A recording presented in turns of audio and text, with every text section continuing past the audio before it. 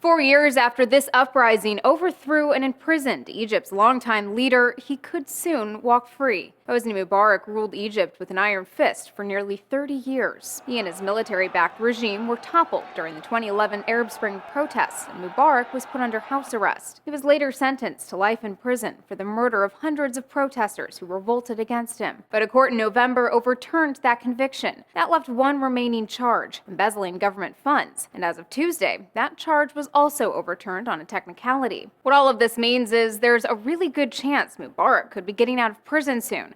And should that happen, it would mark a first for Egypt. That's because all of Mubarak's predecessors either lived under military-imposed house arrest after leaving office or died during their presidencies. So a former president living as a private citizen would be a big deal, especially one hated by so many Egyptians. The New York Times says that could create problems for Egypt's current president, Abdel Fattah el-Sissi. Mubarak could begin publicly defending his tenure, criticizing Mr. Sisi's policies, rallying his former loyalists in politics and government, and weighing in on parliamentary candidates. To restore law and order and crack down on dissent, el-Sisi has effectively recreated Mubarak's draconian regime. So while Mubarak himself might soon go free, the thousands of liberal activists and journalists el-Sisi's regime has jailed might not be so lucky. Among them, dual American citizen Mohammed Sultan, who's been detained for over a year without trial, as well as 3 Al Jazeera journalists sitting in prison on trumped-up charges. Egyptian media are reporting Mubarak could be released as soon as January 17th.